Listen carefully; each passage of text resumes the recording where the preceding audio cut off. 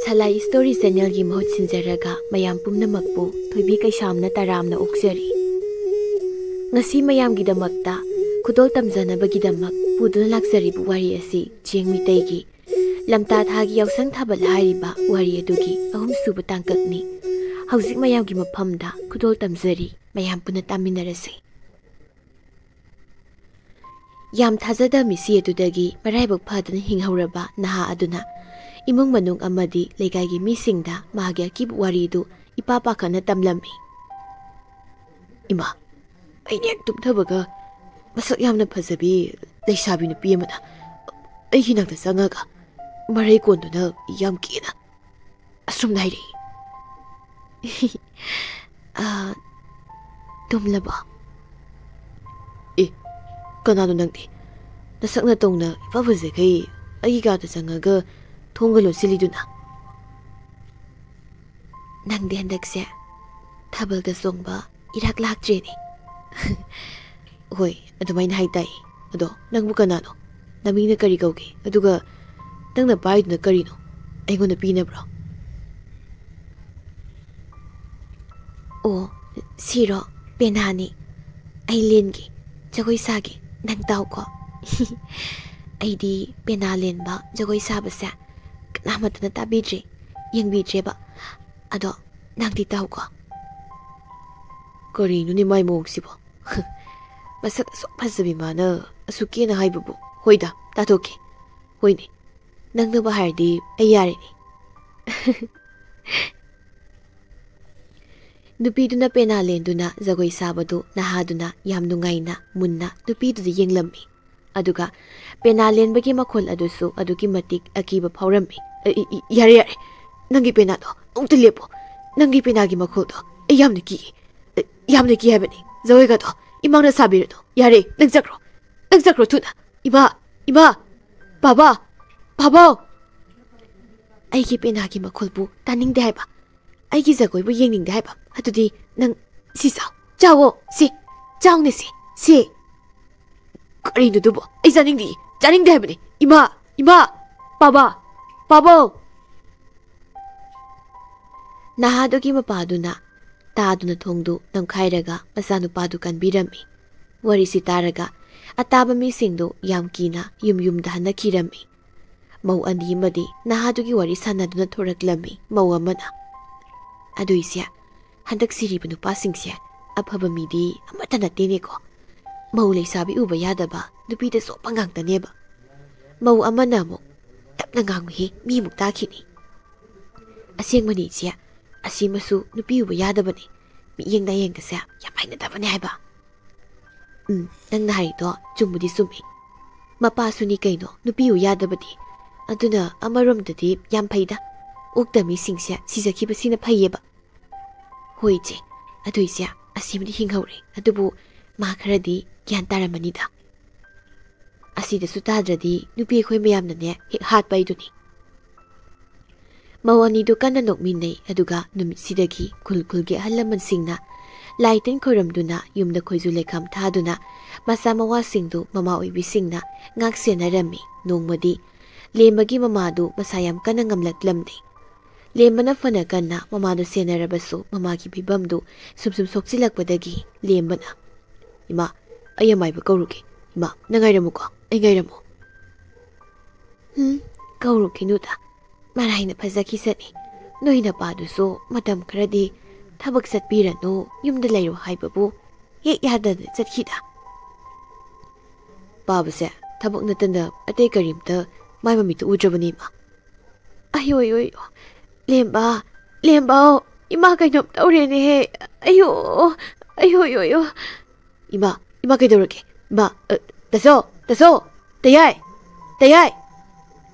mayama matai magaidu sensilei mayama singna kaidonarage ne lemba ima se kaidore taso tayai ima se kainom taukre omte yego ima se taton amai bumta khobi taton hoi thangnaba khulgi amai bahaldo ai kaurage kakunusi ima kashu tauri yaimana amai ba kobudo ekhoini salurasi matai yaimana karino noini na haribudu noi satpagi mahutta lemba maraina amai bado kaubudo chatlaluro ꯃꯥꯅ ꯃꯈꯣꯡꯁꯨ ꯈꯔ ꯌꯥꯡꯉꯤ ꯏꯃꯥꯅ ꯑꯩꯈꯣꯏ ꯌꯦꯡꯍꯧꯔꯁꯤ ꯃꯧ ꯑꯍꯨꯝ ꯁꯨꯕꯤꯅ ꯇꯥꯇꯣꯟ ꯅꯪ ꯆꯠꯄ ꯌꯥꯔꯣꯏꯀꯣ ꯃꯌꯥꯝꯕ ꯇꯣꯝꯕꯅ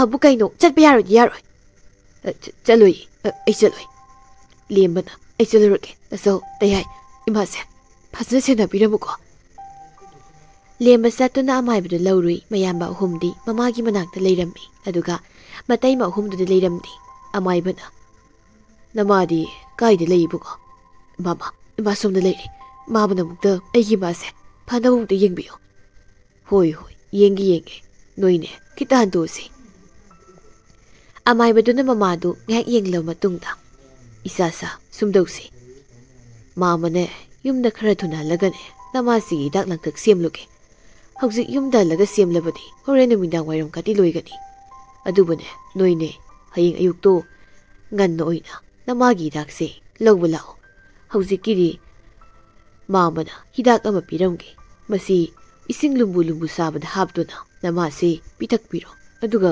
ꯄꯣꯊꯥꯍꯜꯂꯨꯀꯣ ꯄꯥꯈꯠꯀꯅꯨꯗ ꯀꯔꯤꯁꯨ ꯇꯧꯔꯣꯏ ꯃꯌꯥꯝꯕꯁꯤꯡꯗꯨꯅ ꯃꯥꯃꯥ ꯌꯥꯔꯒꯗꯤ ꯏꯃꯥꯒꯤ ꯍꯤꯗꯥꯛꯁꯦ ꯈꯔ ꯊꯨꯅ ꯃꯥꯃꯅ ꯁꯦꯝꯕꯤꯕ ꯌꯥꯔꯣꯏꯗ꯭ꯔꯥ ꯑꯗꯨ ꯑꯣꯏꯔꯗꯤ ꯅꯨꯃꯤꯠ ꯇꯥꯗ꯭ꯔꯤꯉꯩꯗ ꯂꯧꯕ ꯂꯥꯛꯆꯒꯦ ꯃꯥꯃꯅ ꯌꯥꯔꯒꯗꯤ ꯈꯔ ꯊꯨꯅ ꯍꯣꯏꯅꯦ ꯑꯗꯨꯕꯨ ꯅꯪꯂꯗꯤ ꯐꯗꯧꯕꯅꯤ ꯑꯗꯣ ꯏꯕꯨꯡꯉꯣ ꯃꯇꯝꯗꯤ ꯈꯔ ꯑꯗꯨꯝ ꯆꯪꯒꯅꯤꯀꯣ ꯃꯥꯃꯅꯕꯨꯗꯤ ꯊꯨꯅ ꯁꯦꯝꯕꯤꯅꯕ ꯇꯧꯒꯦꯗ ꯑꯗꯨꯗꯤ ꯃꯥꯃ ꯑꯃꯨꯛ ꯆꯠꯂꯒꯦꯀꯣ ꯑꯌꯨꯛ ꯉꯟꯅ ꯍꯤꯗꯥꯛ ꯑꯗꯣ ꯂꯧꯕ ꯂꯥꯛꯑꯣ ꯆꯠꯂꯦ ꯂꯦꯝꯕꯅ ꯃꯥꯃꯥ ꯑꯩ ꯊꯤꯟꯗꯣꯛꯆꯔꯒꯦ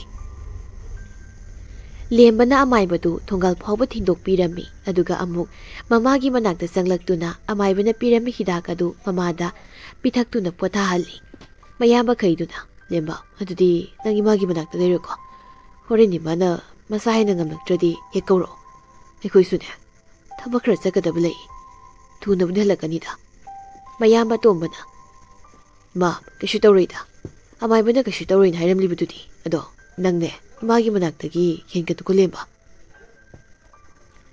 ꯃꯌꯥꯝꯕ ꯑꯍꯨꯝꯗꯨ ꯆꯠꯈ꯭ꯔꯦ ꯂꯦꯝꯕꯁꯨ ꯃꯃꯥꯅ ꯇꯨꯝꯂꯤꯉꯩꯗ ꯌꯨꯝꯒꯤ ꯆꯥꯛ ꯏꯁꯤꯡ ꯂꯣꯏꯁꯤꯟꯗꯨꯅ ꯃꯃꯥꯒꯤ ꯃꯅꯥꯛꯇ ꯑꯃꯨꯛ ꯐꯝꯗꯨꯅ ꯁꯦꯟꯅꯔꯝꯃꯤ ꯅꯨꯡꯊꯤꯜꯒꯤ ꯃꯇꯝꯅꯤ ꯃꯃꯥꯗꯣ ꯑꯃꯨꯛ ꯊꯔꯣ ꯃꯥꯔꯣ ꯑꯣꯟꯗꯨꯅ ꯅꯥꯍꯦꯗꯨꯅ ꯑꯃꯨꯛ ꯍꯧꯔꯛꯂꯝꯃꯤ ꯂꯦꯝꯕ ꯃꯃꯥꯒꯤ ꯃꯇꯧꯗꯨꯗ ꯄꯥꯈꯠꯄꯅ ꯂꯣꯏꯔꯤ ꯏꯃꯥ ꯀꯩꯗꯧꯔꯒꯦ ꯇꯥꯆꯧ ꯇꯌꯥꯏ ꯇꯥꯇꯣꯟ ꯏꯃꯥꯕꯨ ꯀꯩꯗꯧ ꯇꯧꯈ꯭ꯔꯦ ꯏꯃꯥ ꯀꯩꯗꯧꯔꯒꯦ ꯏꯃꯥ ꯇꯥꯆꯧ ꯅꯣꯏ ꯀꯅꯥꯝ ꯇꯥꯗ꯭ꯔꯕꯣ ꯏꯃꯥꯁꯦ ꯀꯩꯅꯣꯝ ꯇꯧꯈ꯭ꯔꯦ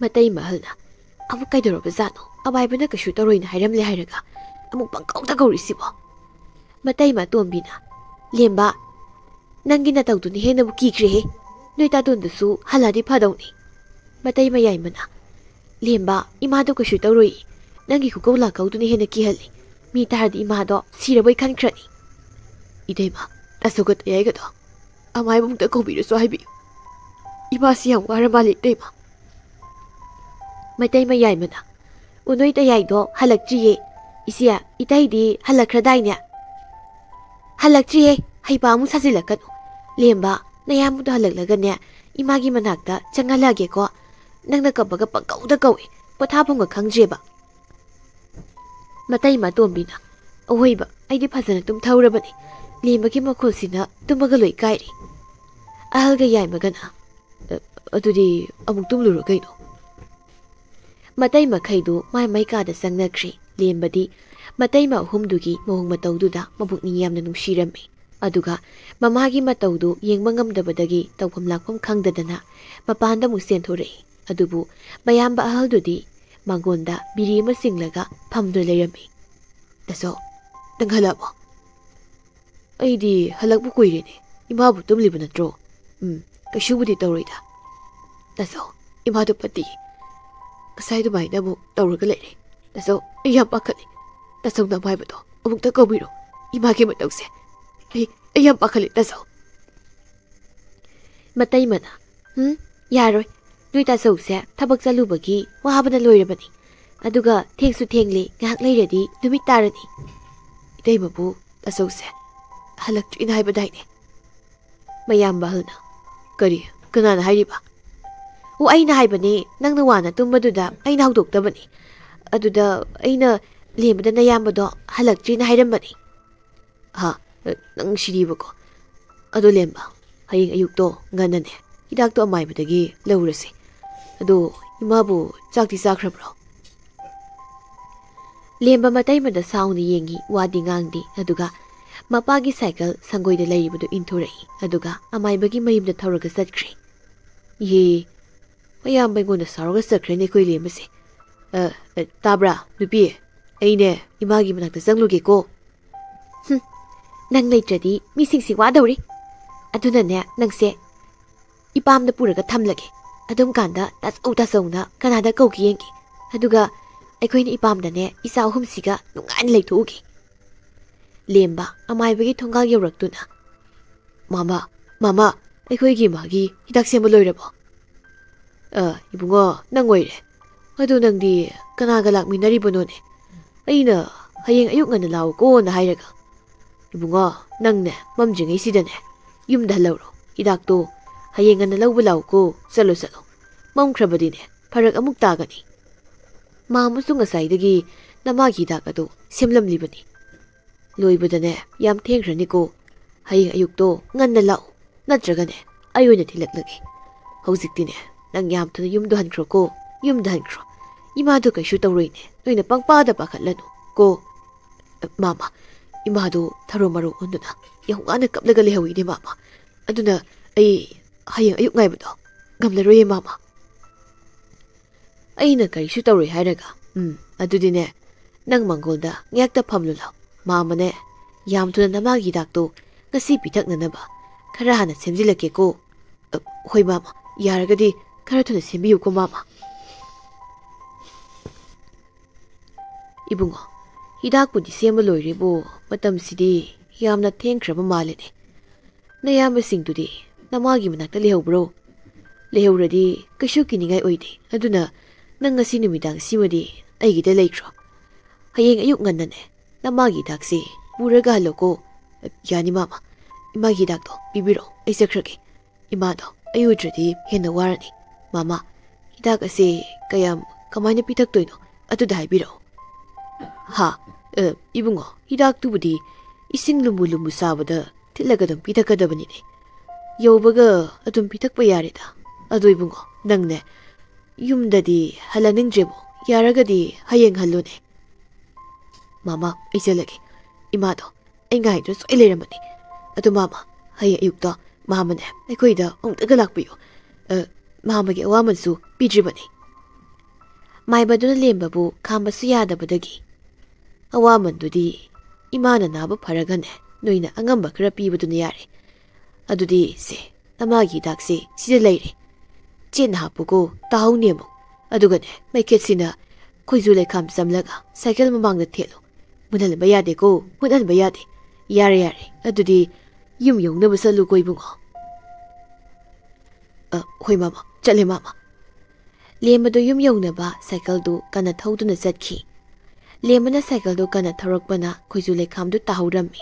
Aduga ngasisu thabal khardi dumak phabasu oirami. Adubu ikhang khangawdana lembagi cycle na nupi ma thomgi tawrami. Kana no thomgi tawi. Hekta thomgi tawimi. Ado ai nangi cycle maningda kitan hapjage yabro mateng ama khaktanida. Hoi adudi khara thuna tongbiro ai thegi. Lembadi mamagi khanbada nupidu kanano karino haiba khanglamdi aduna sum tharakpada. Karayawgadawnuise aigi mado yam kana nadu lehori aduna ai yungda thuna yawdaba yade. Aduna isena kaida kumhongdoino khara thuna haibiyuba. Karino cycle sina phanakan olaso mafam amadagi suyen hendabagumna tawribasina. Isebu karayawgadabano kaigino mana sukum khumaktrisina. Oh, aigi cycle maningna tongliba nupise mayamna hainaba pena khumbi put nupida soida oiraba zalane. Karigum oiramlabadi ai imaga bugana unaba phangleroitra. Lemba hiyek launa kapi. Masigi nupasimadi ataygi iman manade. Nangbu kariming kauge. Lemba kawi. Lemba haiba. Adu lemba nangbu aisi kanano haiba khangjarabro. Aisi kibrane. Aigonda bukta yenglawdana. Ai nangsi kanano haiba khangi. Aduna ꯑꯩ ꯏꯆꯦꯕꯨ ꯌꯦꯡꯕ ꯉꯝꯗ꯭ꯔꯦ ꯑꯗꯨꯕꯨ ꯏꯆꯦ ꯑꯩꯗꯤ ꯏꯃꯥꯒꯤ ꯈꯟꯕꯗ ꯑꯩꯅ ꯏꯆꯦꯕꯨ ꯀꯤꯕꯗꯤ ꯐꯥꯎꯗ꯭ꯔꯤ ꯑꯗꯨꯗꯤ ꯐꯔꯦ ꯐꯔꯦ ꯑꯩꯅꯦ ꯄꯦꯅꯥ ꯂꯦꯟꯒꯦ ꯅꯪ ꯇꯥꯒꯦꯔꯥ ꯍꯣꯏ ꯇꯥꯒꯦ ꯏꯆꯦꯒꯤ ꯄꯦꯅꯥ ꯃꯈꯣꯜꯗꯣ ꯑꯗꯨꯗꯤ ꯁꯥꯏꯀꯜꯁꯦ ꯅꯪꯒꯤ ꯏꯃꯥꯒꯤ ꯃꯅꯥꯛ ꯌꯧꯅꯕ ꯀꯟꯅ ꯊꯧꯔꯣꯀꯣ ꯍꯣꯏ ꯏꯆꯦ ꯅꯨꯄꯤꯗꯨꯅ ꯂꯦꯝꯕꯒꯤ ꯁꯥꯏꯀꯜ ꯃꯅꯤꯡꯗꯒꯤ ꯄꯦꯅꯥꯗꯨ ꯂꯦꯟꯗꯨꯅ ꯈꯣꯡꯂꯛꯏ ꯄꯦꯅꯥ ꯃꯈꯣꯜꯗꯨ ꯑꯅꯛꯄꯗ ꯂꯩꯕ ꯈꯨꯜ ꯄꯨꯝꯕ ꯇꯥꯔꯝꯃꯤ ꯑꯁꯤꯗꯤ ꯂꯦꯝꯕꯒꯤ ꯃꯌꯥꯝꯕꯁꯤꯡꯗꯨ ꯂꯦꯝꯕꯒꯤ ꯈꯟꯕꯗ ꯌꯥꯝꯅ ꯅꯨꯡꯁꯤꯕ ꯄꯥꯈꯠꯄꯤꯕ ꯍꯥꯏꯕꯗꯨ ꯑꯣꯏꯔꯝꯃꯤ ꯑꯗꯨꯒ ꯃꯃꯥꯗꯤ ꯑꯃꯨꯛ ꯋꯥꯗꯨꯅ ꯇꯨꯝꯊꯈꯤꯕ ꯇꯥꯟꯖꯥꯁꯨ ꯑꯣꯏꯔꯝꯃꯤ ꯃꯌꯥꯝꯕ ꯑꯍꯜꯅ ꯌꯥꯏꯃ ꯇꯣꯝꯕ ꯑꯩꯈꯣꯏ ꯑꯍꯨꯝꯕꯨ ꯃꯩ ꯄꯥꯏꯗꯨꯅ ꯏꯅꯥꯎ ꯑꯇꯣꯝꯕꯗꯨꯕꯨ ꯑꯁꯦꯛ ꯐꯥꯎꯕꯗ ꯊꯣꯛꯂꯒ ꯌꯦꯡꯂꯨꯁꯤꯅꯦ ꯌꯥꯏꯃꯅ ꯑꯩꯁꯨ ꯇꯥꯆꯧꯗ ꯍꯥꯏꯒꯦꯅ ꯈꯜꯂꯝꯃꯤꯅꯤ ꯑꯗꯨꯕꯨ ꯇꯥꯆꯧ ꯑꯩꯈꯣꯏꯒꯤ ꯏꯅꯥꯎ ꯂꯦꯝꯕꯗꯨꯕꯨ ꯄꯦꯅꯥꯒꯤ ꯇꯥꯔꯤꯕ ꯃꯈꯣꯜꯁꯤꯒꯤ ꯃꯔꯛꯇ ꯊꯣꯛꯂꯨꯔꯒ ꯏꯅꯥꯎ ꯂꯦꯝꯕꯅ ꯑꯃꯥꯏꯕꯒꯤ ꯌꯨꯝꯗ ꯂꯩꯔꯝꯂꯒꯗꯤ ꯑꯩꯈꯣꯏꯕꯨ ꯑꯍꯨꯝꯁꯨꯕꯗꯨꯅ ꯇꯌꯥꯏꯅ ꯍꯥꯏꯔꯤꯁꯦ ꯑꯆꯨꯝꯕꯅꯤ ꯑꯗꯨꯒ ꯏꯃꯥꯁꯤ ꯊꯥꯗꯣꯛꯂꯝꯂꯒ ꯆꯠꯄꯁꯨ ꯍꯦꯛꯇ ꯌꯥꯔꯣꯏ ꯑꯩꯈꯣꯏ ꯑꯍꯨꯝ ꯆꯠꯈ꯭ꯔꯕꯗꯤ ꯏꯃꯥꯁꯤꯗꯤ ꯀꯅꯥꯅ ꯁꯦꯟꯅꯍꯧꯅꯤ ꯃꯌꯥꯝꯕ ꯑꯍꯜꯅ ꯑꯩꯈꯣꯏ ꯑꯍꯨꯝ ꯆꯠꯂꯒꯗꯤ ꯃꯧ ꯑꯍꯨꯝꯅ ꯁꯦꯟꯅꯍꯧꯕ ꯇꯥꯕꯅꯤꯗꯅ ꯃꯣꯏ ꯑꯍꯨꯝꯒꯤ ꯋꯥꯗꯨ ꯇꯥꯔꯒ ꯃꯧ ꯑꯍꯨꯝꯗꯨꯗꯤ ꯄꯩꯗꯨꯅ ꯁꯥꯎꯔꯤ ꯃꯌꯥꯝꯕ ꯑꯍꯜꯅ